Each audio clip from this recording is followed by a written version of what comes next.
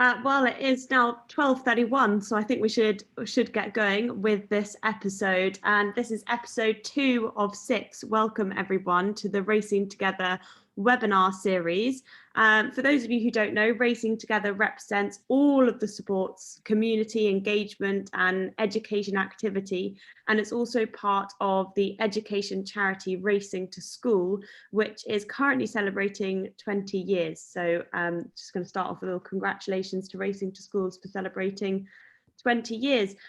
So the purpose of this webinar today, the sort of title as you have it, is Charities, Heroes and Heartstrings, all in a day's racing. There are so many stories that come out of a normal day's racing, and you add the charity effect in and it all gets quite emotional.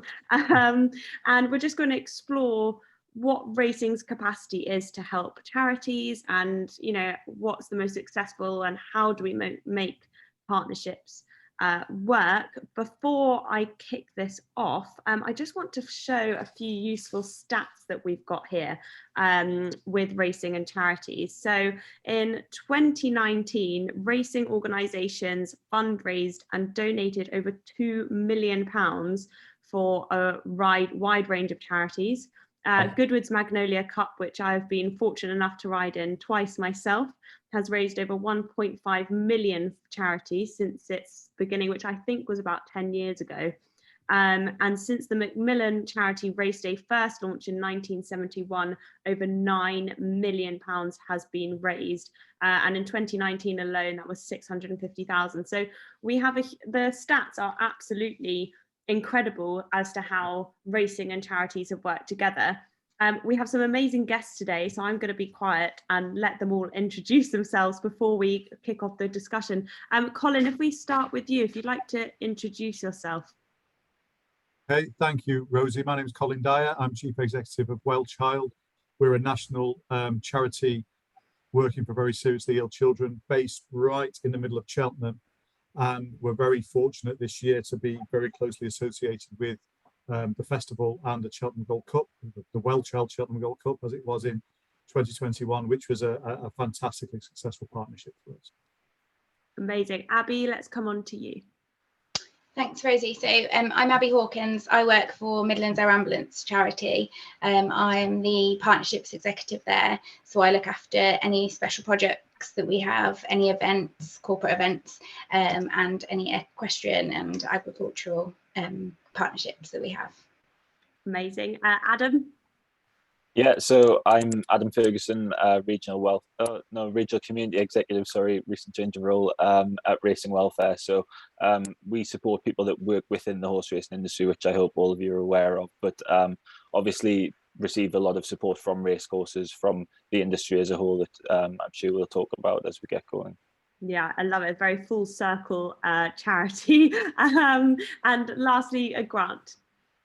Yeah, I'm Grant. I'm the communications lead for the Jockey Club in the West Region, which includes Cheltenham, Aintree, and also Haydock, where I am at the moment, Wincanton next to Carlisle and Warwick. So yeah, wide ranging, a number of race courses. Also sit on the charity committee for the Jockey Club and the Racing Together subcommittee as well. So as Colin said, we had a very successful year really with Cheltenham and the WellChild connection there, partnership. So look forward to discussing that and many other things. Yeah, absolutely. We'll get on to that in a minute, but I do want to just start, I was reading out those stats earlier on. It's amazing how much money has been raised for charities through racing. Grant, I'm actually going to start with you on this one. Why racing? Why does racing work with charities?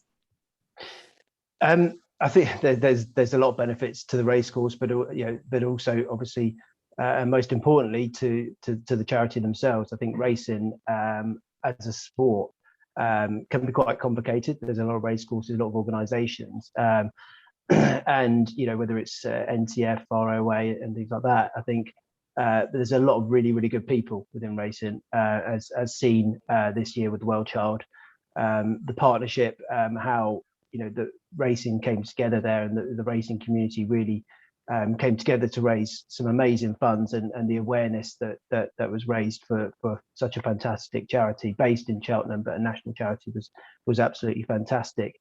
I think from a racing and a race course perspective, of course, there's benefits. I think personally, we should be doing this. I think we have a responsibility as kind of custodians of the sport to be doing things, helping charities, helping people in our local communities that have supported us for so many years. You look at Aintree, goes back to 1839. The community, without the community, we still wouldn't be here. So I think that there's benefits to the race course, and there's PR benefits, of course, but also benefits to the staff internally. The way that our staff and Colin's staff at Cheltenham came together. I'm sure Colin will come on and articulate it far better than I will, but his staff really came together and had something really tangible to work upon in such a difficult time, and it was exactly the same for us at Cheltenham. Exactly the same. There's some really kind of almost camaraderie that came together. So really good from a race course perspective. And there's a lot that we can offer as a sport. There's a lot we can offer as a sport from our venues, absolutely brilliant venues that we have. Look at Aintree, where we set up the community hub there, Peter O'Sullivan Community Hub back in 2016 as a kind of focal point of all of our activity, to the power of the horse. You see kids come to racing and seeing horses for the first time or on non-race days, and the horse is a magnificent equine athlete that can inspire so much. I won't go on too much because I could go on all day about how good racing is, and how it's so engaging though, and it's so captivating, and as a child, if you're going to a race day, that could set something off for them that could be a passion for life. We've spoken there, Grant, about the WellChild Cheltenham Gold Cup. Colin, I want to talk to you a little bit further about that, and actually just what impact that had on the charity, whether it was more money raised or more people are aware of the charity. What sort of impact did you directly see from that? All of those things, Rosie. Really, it was a weird time for everybody anyway. We were all living the COVID life at that point, even more so than we are now. The initial benefit to us that we thought would be the initial benefits was awareness. We thought awareness would be the real, really the most important thing from this. Live TV, live terrestrial TV, outreach into the racing community, all of those things. Because WellChild has with Ed Chamberlain and a few other links that we have, we've always sort of skirted around racing. We've never really been quite so embedded in it as we were with Cheltenham. And I think the awareness and the media coverage and the brand recognition and all of those things, and bringing people to us, to our website, and hearing our key messages, and most importantly, in the middle of that, unearthing families that need us, that those key messages allow us to access, was really important. I think what we underestimated was the fundraising, and I think we underestimated, because we hadn't been so involved in the racing community, just what a strong community that is. And Colin, sorry to interrupt very quickly, but how much did you raise at Cheltenham? Do you remember? We certainly raised over £200,000. That's incredible. That must have done a huge amount for WellChild and for families, just that 200,000. Well, to break it down into and one of the things we're best known for is our network of WellChild children's nurses. That money alone would fund 4 years of children's nursing. So that's hundreds and hundreds of families that reaches. And that all came, what we saw was a huge diversity in that fundraising. Now, there are some wealthy people involved in racing, we know that, but this partnership over those 4 days, topped and tailed with some activity, of course, also generated an amazing response from people who wanted to donate £5, £10, more than, I think I'm right in saying, any other partnership that we've ever done of this type. And that alone shows you that racing is a community, and we were just embraced into that community immediately, and we got our messaging right, and we explained what a difference it would make. But it was literally as though we'd been picked up by this community, and everybody had said, of course we'll help. Why wouldn't you want to? And that sounds obvious to people who don't work in charity like some of us here do. but that doesn't happen always, you know, and there's always an assumption that will happen. Well, of course people want to help, of course it doesn't work that way, but with this it really did work that way. Just to jump in here, actually, Rosie. Yeah, Grant, go for it. Yeah, just another example which I really like, which kind of demonstrates what racing's all about and the people within racing, is we were fortunate enough to create this Irish bubble at Cheltenham and Aintree this year in order to have the Irish competitors come over. In the end, actually, I wish we hadn't, because they absolutely trounced us 23-5. But anyway, that's an aside. And you know, they were very thankful for that and wanted to do something for us. But obviously, we didn't want that. So obviously, WellChild was the recipient, of course, and they did a whip around. I think it was led by Ruby Walsh, and the whip around was like €25,000 or something like that. You know, and that went straight to WellChild, and that just shows what a friendly community racing is. Yeah, I have to say, when I first got into racing through the Magnolia Cup, I felt like, and Grant, we spoke about this at Cheltenham over the weekend, I feel like even just as an individual, I've been sort of embraced by the community. And I don't think there are that many businesses, communities and sports that actually do that. And talking of communities, Adam, I want to come on to you, because Racing Welfare, I sort of see it as the full circle charity where, you know, the partnerships help the people in the racing, and you're helping people from racing who are within racing, and it's from start to finish. Can you talk a little bit more detail about that? And in particular, I'm interested in your lockdown project, which I think is still carrying on as well. Yeah, absolutely. I think especially from what Colin was saying there about the community really getting a hold of WellChild and running with it and being able to support it at that level. But I think what we see at Racing Welfare is sort of the multifaceted level of support that's there from the industry inward and from inward towards the outside of the industry as well. So I think we definitely see that. And one of the key things for me in terms of community is not just the spaces that we're incredibly grateful of with venues and at racecourses and things like that, but the community of the people. So one of the things that we've done quite a lot with during COVID was focusing on the prevention of loneliness and social isolation for people working within the racing industry. So obviously we recognize that the support that we offer doesn't just stop when people stop working in the industry. They're supported throughout the whole of their career and into their retirement as well. So a lot of the work that we done during COVID was to specifically support that retired community, and by utilizing the people that currently work within the industry that we know have all of these amazing stories and a massive history, we were able to utilize their sort of skills, their experiences, their stories really to showcase an opportunity for retired staff to get together virtually through the likes of Racing Conversation. So I think it's not necessarily just for us about sort of the venues that we're really grateful of, but it's more about sort of the people that we're grateful of as well. And I think that group of people being able to pick up the industry, like you said, and roll with it is massive. And Adam, actually coming on to that, because without the staff, without the people in racing wouldn't exist, because for people who aren't in racing, behind the scenes is the most important part. You can't get a horse to the races, you can't get a race set up without the people behind it. So actually, in a way, it's the most important thing is to be able to support those people in order for racing to actually carry on. Absolutely, that internal community is massive, and I think to be able to have as much support there as possible for them as and when they need it is great. And I think that the industry as a whole does a really good sort of example of how well that can be utilized. I think through organisations such as the Injured Jockeys Fund, Racing Welfare, all of the charities that are sort of working together with the same aim and goal at the end of it, the industry sees a massive community and sort of develops and sees it constantly developing. Yeah, absolutely. Abbie, I want to come on to you with the Midlands Air Ambulance and just how they interact with racing. But I know you interact with equestrianism sort of across the board and help a huge amount. But how does a partnership with racing sort of compare to any of your other partnerships? So on average, we airlift a horse rider once a week at least.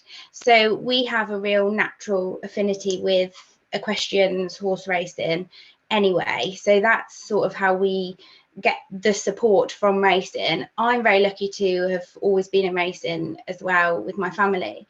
But I think for me, we don't really treat racing partnerships as different to any other partnership. So every partnership we have is completely bespoke.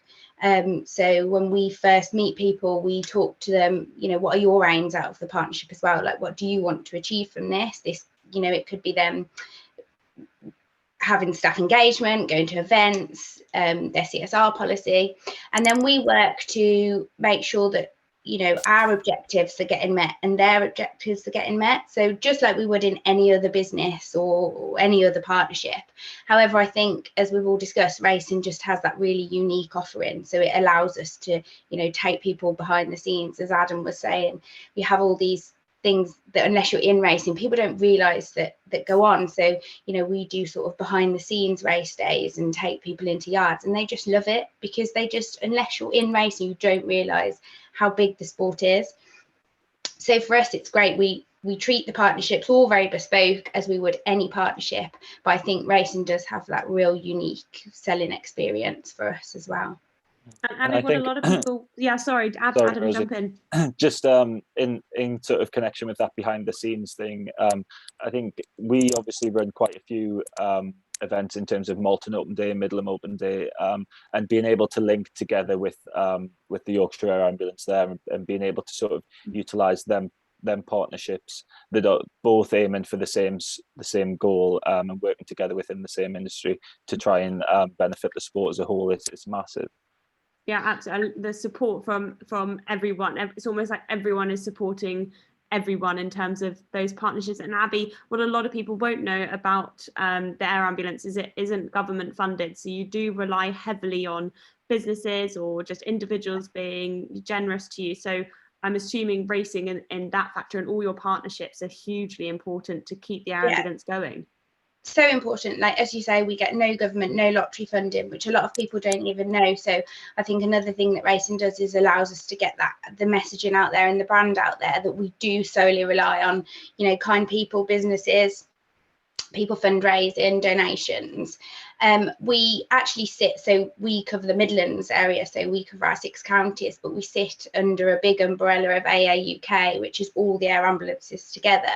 So, you know, as Adam's saying, Yorkshire Air Ambulance, even though they're a separate charity to us, we would still work with them and all work to, you know, support each other as well, because we're so lucky in the UK that we do have an air ambulance to cover each area, each race course. But yeah, without the support of people like yourselves, you know, that are watching today, but partnerships, businesses, we would cease to exist. So it is so important to us. It is incredibly important. And actually, Colin, I want to come to you here, and Grant and Colin, you'll probably discuss this both together, so do jump in on each other. But going forward with helping charities and everything, how can racing improve? How can we make this even better for charities? How can we get more people involved going forward? I think the points that Abbie and Adam made are really important there. Firstly, Abbie's point about voluntary funding versus statutory government funding. People are always astonished how few of us get any statutory funding, you know, whether it's air ambulance, children, welfare, social care, all of those things. And any partnership like this helps communicate those key things. I think where racing has done really well and probably can do even more is that partnership working. Since Cheltenham, we've done some stuff with RDA. We've had some young people involved who've never been near a horse before, never been on a horse before. Fantastic day of engagement for them and their families, which is a really important thing. And there's lots of other organisations and partnerships like that that can tie together, and that sort of collaboration that makes us all stronger and works for everybody. And I think feeds back into that community point, that actually we're all working for all of this together. I think that's probably something that there's more we can do, and I don't know whether you'd agree with that, Grant. I think it's done well in racing, I have to say. Yeah. And I think it's done well in racing because my experience working with lots of other sports, this is the least territorial sport I've ever come across. And I think that's something that really can feed into this charity work as well. Yeah, no, I agree. I think the best partnerships that work is collaboratively, and I think all those points are brilliant. I think the thing that it comes down to more than anything is people. And when we set up the community program at Aintree back in 2014, we knew that we wouldn't have 50, 60 people just working on a community program like Liverpool have or Everton have or whatever. And 200 casual staff. There's a couple of us, but it comes down to that buy-in for sport for the good, and doing good, and what a wonderful sport that we do have that drive it. So I kind of talk about the 3 Ps really, with people being at the top of it, and partnerships, and the place that we have, so the facilities that we do have.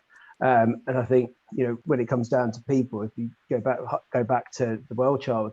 I didn't know Colin 4 or 5 weeks outside of the Cheltenham Festival, and then suddenly,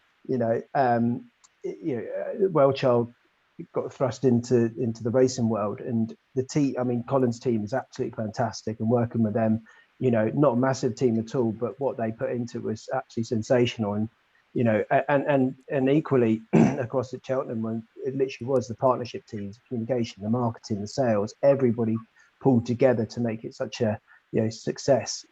So for me to making partnerships work is very much the people behind it. Yeah, that absolutely. comes back, Grant. Oh, sorry, Rosie. Carry on, Colin. That comes back to that point, doesn't it? That we became one team. Yeah. After a meeting, we all became one team because, and I think this is Abbie's point as well, because we had a clear direction, and we knew what each of us wanted to get out of it, and we knew that this was something fantastic that we could do, and you're absolutely right that the people involved bought into that immediately, because that's the way we work, and that's the way that we work within these communities, and we became one team immediately with those shared goals. And I think also people sometimes with charity become a little bit worried about feeling that they're over commercializing charities. Mm-hmm. I don't know, I can't speak for the other guys. We don't mind that at all, because that's part of that mutual benefit. If working with WellChild brings people to racing, brings people to Cheltenham, to the festival, fantastic. Why not? Because that's a win-win, isn't it? And I think that's maybe a little bit what Abbie was saying, that we got those mutual benefits. That just makes the project stronger anyway. Yeah, I think, absolutely. Sorry, Rosie, we all keep interrupting you, but I think no, I'm just agreeing with everyone. I think when you'd go to a business expo, for example, and everybody would be buzzing in there, and the charity would just everyone would be veering away because everyone think, oh, they just want money. But actually, charity is just not about that anymore. We've taken people to yards and they've ended up buying shares in horses. We've taken people racing and they've ended up taking sponsorships of races. And it is a really mutual beneficial thing. And, it's about us also bringing our network to the racecourses, to the trainers. And it's a real shared thing.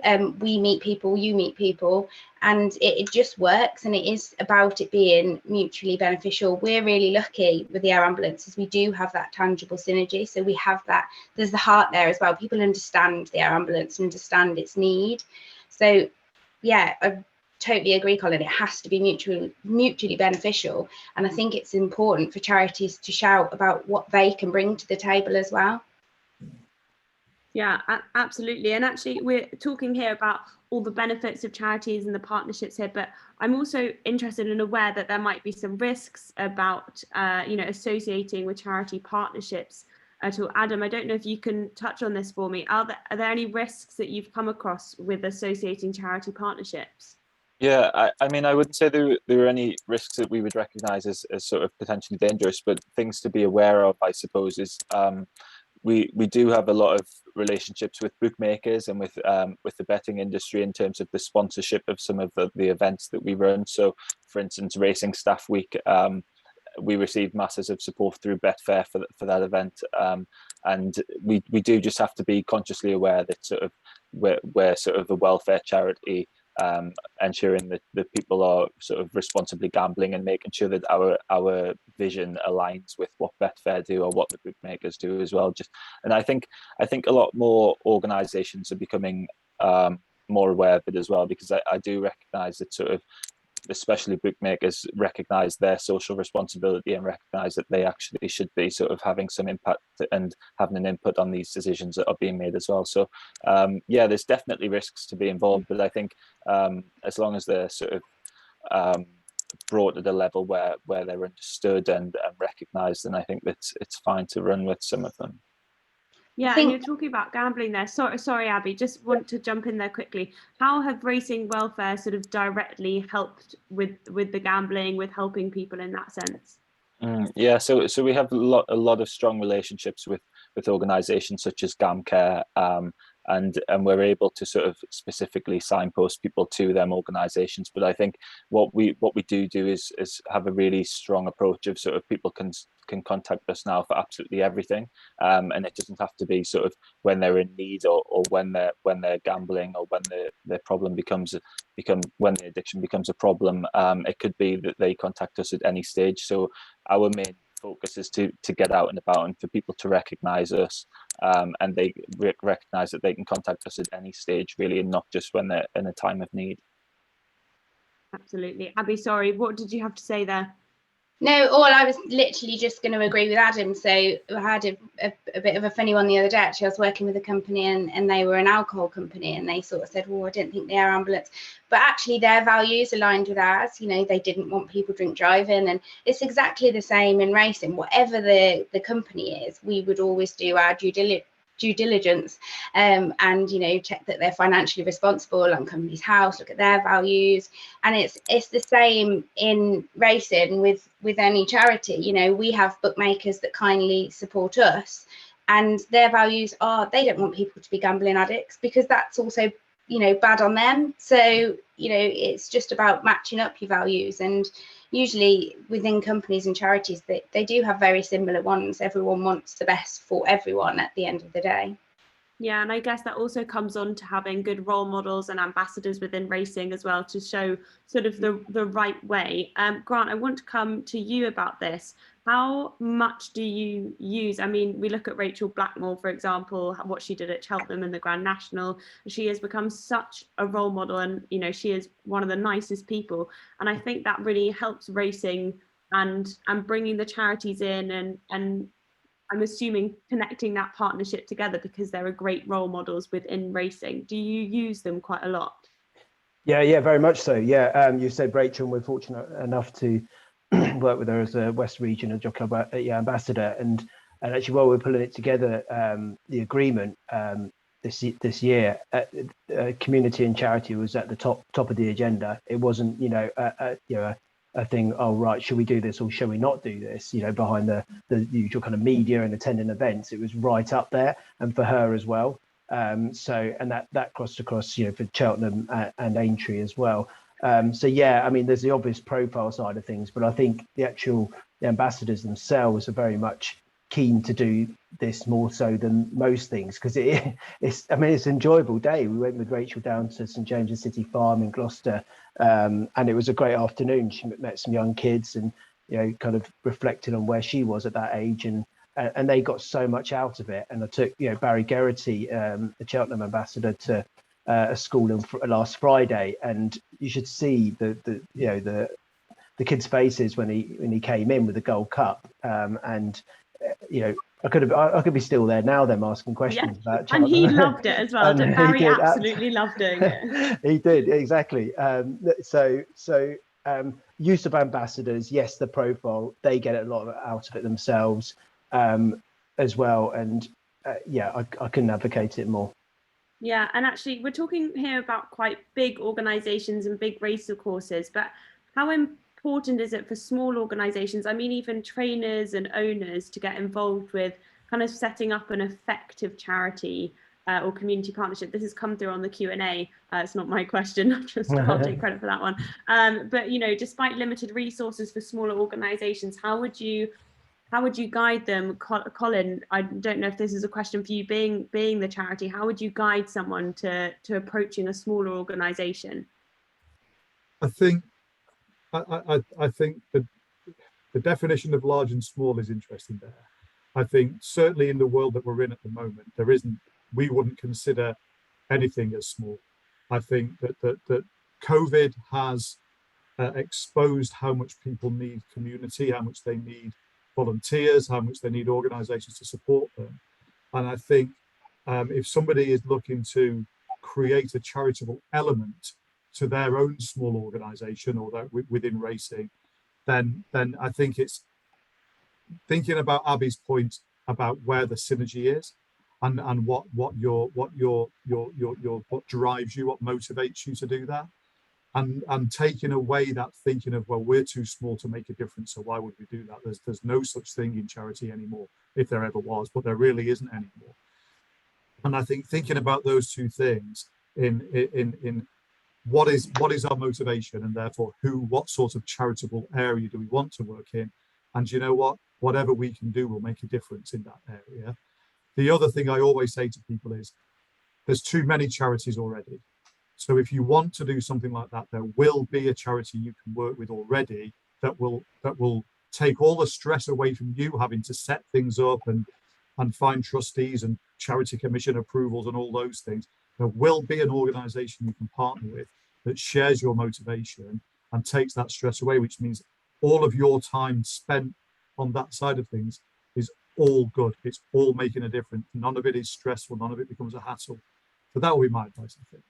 I think as well is, so, you know, if you're, say, a trainer that wants to do something for charity, at the end of the day, we have to raise £10 million a year. However, it's not all just about money. So if you're a trainer, you can't, or a jockey or anyone, and you can't necessarily afford to fundraise or give money, then invite people for an event. You know, we meet new people, we potentially bring a new network to you. It's not always about the financial side of it either. So there is other ways that you can support, you know, whether that be via brand, events, gift in kind. I think some people often just think, unless I can give them money, it's not useful, and actually that's just totally not true. Yeah, and I get that's what Racing Welfare do, Adam, so well, is it's not just about the money, it's about the support that you give within Racing Welfare, whether it's, you know, chatting to people online, whether it's housing, whether it's, you know, general support if there's a mental health problem going on there. Do you find that as well, like every little helps? Yeah, absolutely. I think that's one of the biggest things for us. It's almost ensuring that everything is a partnership. That sort of what we're doing is to make people aware of the support that's available, and we hope that by doing that and by being able to tell the story really clearly and really effectively of the support that we deliver, the people then actually do want to be able to offer something back, and you recognise it as sort of as the bigger picture, as opposed to specifically going out to fundraise or specifically going out to support somebody. We're doing this whole holistic approach by sort of going out with one view in mind to deliver a service the best we can, essentially. Yeah, I think, you know, for me personally, with a charity, I get sort of drawn in by the stories. Colin, meeting Dylan Bleach at your amazing Fortnum's event the other day, just that instantly, I've been chatting to him ever since because his story is so wonderful. And I think that's something that draws me into a charity, and I think stories like that are something that gets people attached, and then within time that's where money and support comes with. But raising a profile is probably the most important. I just want to go on to the Q&A because someone has just typed a message, so feel free to anyone answer this. With fierce competition for sponsorship support across all the sports, are racing's charitable commitments and actions strong enough to satisfy these key investors? Don't know who wants to take that one. I'll maybe take a part of it. I think the thing is with us is that the challenges that we see people face aren't secluded specifically to horse racing, and I'm sure it's the same with Abbie and with Colin, but it's not, what we're doing isn't specifically to support people that work within the horse racing industry, although that is what we do. What we're doing is supporting people with any challenge that may face them in any walk of life. So I think that almost helps with people being able to relate directly to what we're doing. I think when we talk about communications, and we've spoke about it quite a lot, probably to Grant's dismay, but it's definitely something that is the key factor in all of it, that we want to be sort of communicating the story as well as we can. I think that. Oh, sorry, Abbie, you go. No, I was just going to say I can go from kind of two angles on that. One is, with us, and like any charity, really, you never know when you're going to need a charity. So you never wake up in the morning and think, oh, I'm going to need an air ambulance today. Anybody can need it. And then from a business point of view, we have a great comms team, and if we're working with a partnership, we had a syndicate recently that we were working with, and it was about really raising their profile, and then from that we then got part of the syndication money, and it was very much about then our comms team were measuring the marketing metrics of what advertisement they were getting, and it was just phenomenal. Like, they were getting so many opportunities to see. I don't think they could quite believe it themselves. So I do think, as Adam says, it's such a wide picture, not just a little bit. Sorry, Colin. I feel like it's sort of a similar point, to be honest with you. I think actually it's a strength of racing, because I think most other sports, if we're comparing potential sponsorship within this sport and other sports, most of the sports I think are a bit more fractured. I think there's more self-interest in individual areas, whereas racing does, I think, have the opportunity to create a really broad campaign and a really broad engagement for sponsors. So I think that potentially it's a strength of racing, whether that's and maybe that's something that's been enhanced by ITV as well, by ITV's involvement in racing now. But for me, if you look at some of the other sports, if you take football, rugby, those sort of sports, there are so many competing priorities for any sponsor, whether that's at an individual team level, for example, or a league level or a regional level. I think racing has the opportunity actually to cut across that and build a much broader campaign for a sponsor. So I'd be looking at that as a positive. Yeah, absolutely. And Grant, I want to come to you with this actually. Have you, having all these partnerships and collaborations with charities, have you actually learnt from other sports there? Colin's saying that racing's probably got the upper hand there, but have you learnt about any other sports and charities, and would you collaborate with them at all? Yeah, and we have actually. Yeah, I think racing's got so much to offer, and it's funny when, as an example, when we partnered and do partner with Liverpool Football Club and Everton Football Club, Everton being probably the best sports club, community sports club in the country, as said by Gary Lineker. But anyway, they're brilliant. So partnering with, when we started, there was only a couple of us, as I said, and partnering with them when they've got so many people behind the scenes, it is so powerful.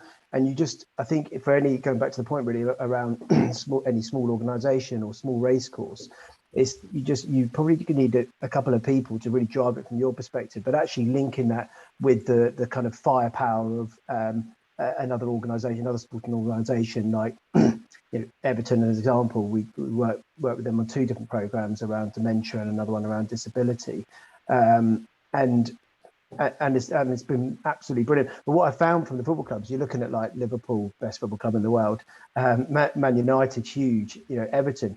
What I found is I was surprised by how much they really, really wanted to engage with racing. You look and they're so big, so many commercial partners, such a big organisation, and they're the ones that are saying, what more can we do? I've come from football, and I was still surprised by that, which is such a good thing to hear and see. Yeah, absolutely. And it's good to collaborate. The more we can collaborate, the more awareness that gets out of there. I know we've got about 5 minutes left, so I'm a bit aware of time. So if anyone does have any questions who are watching at the moment, do click on the Q&A or the chat and I will try and pick them up.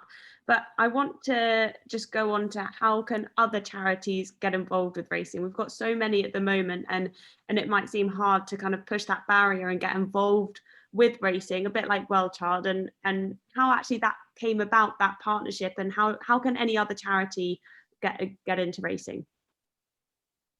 This is a general question. Anyone can answer. I think, well, from a Jockey Club perspective, we have Jockey Club charities. So we have official charities. So that's Alzheimer's, that's Race and Welfare, and Barry Wells Trust, Box for Kids. But then on a more local level, everyone has their own kind of relationships, what works within their community, what objectives the race courses have. So Aintree has had it for the Grand National. I've had Alder Hay Children's Charity for I just came off a call with them. We're trying to work out how long it is. I think it's about 20 years or so, which is fantastic. You look at York, Macmillan, that's almost 50 years. But I think there's, you've got 60 race courses, it's a big sport. There's so many race courses, so many organisations where, I think for a charity, just asking the question to people within racing, and I'm sure they'll be embraced with open arms for sure. So I just think there is a lot of opportunity and a lot of people who are willing to partner and work together with charity. Picking up on that, absolutely. Grant, just asking, we literally do. I'm very, very lucky that I've got lots of wonderful friends in the racing industry and that know people as well. If I can't quite, I will always, but just ask. There's lots of people in the racing industry, obviously, that I don't know. But if I kind of think, oh, that could work really well, I'll just ask. They can only say no, And if they say yes, then it's a bonus. And at least by asking, you're then in their minds, they may not have heard of whatever the charity is, or maybe they didn't know the air ambulance was a charity. And by asking that question, they can't help at this time, but they now know the air ambulance is a charity. I think it's quite hard to comprehend actually how much is done within racing in terms of community and charity work because of how many organisations there are. But there is a lot, and I think just to give Racing Together a plug around their directory, I think if there's a directory where hundreds of organisations input into that directory about what they are doing. So that's race courses, NTM, all how much is going on, and it seems mind blowing how much is going on. But I think that is a great tool to try and understand how much is actually happening. Whether it's small or big. And charities can work together. I know obviously Racing to Schools is brilliant. They do so much for children and schools. And the Air Ambulance have a schools programme. There's no reason why charities can't work together on things as well. So that's another way of looking at it. Adam, have you found that? Have you found Racing Welfare work together with certain charities? Yeah, absolutely, especially sort of the Injured Jockeys Fund or through charities that have specialist understanding. So like I said earlier with GamCare, for instance, we would look to utilise people that or organisations that have really specialist skill sets. And I think that's something that we maybe didn't touch on this time, but we have mentioned it a few times, that often we think about what we can get from the race course or what we can get from the racing industry, when actually I think it could be what can we offer to the racing industry, like what are they going to receive from us. Yeah, and what's I think the that's benefit the point that they get from charities? Yeah, because it's definitely multifaceted. Like I started the conversation with, it's the support there is mutual, and I think to be able to identify the skills that are the challenges that need support with, or the areas that the racing needs to explore further at, is something that we can all do quite easily, and something that the charities are able to sort of capitalize from. Yeah, absolutely. Well, I am aware of time and we're just about to hit 15:15, so I don't want to go over time unless there's anything anyone else wants to say. But it's been really interesting, and actually I think what I've taken from this mostly is that sort of charities and partnerships within racing, it's all about community, it's all about working together and helping each other. It's not all for one, it's sort of one for all, if we can say that. But it's been fascinating. It's been great to have you all here, so thank you for joining us. And so the webinar recording will be viewed online afterwards, and a link is going to be emailed out. You can sign up to the newsletter to find out about future episodes. But I just want to say a big thank you to Racing Together to putting together this webinar series, because I do think it's extremely important. You can see up on the screen now the different dates to all the next webinars. But I think it's really important to have these conversations, to get more people involved with racing, and actually just showing that it's not about the race day and it's not about the race course. It's actually about everything that we can provide outwards. So I want to say a big thank you, and I think we'll end it there. Thank you very much. Thanks, guys. Cheers. Bye. Thank you.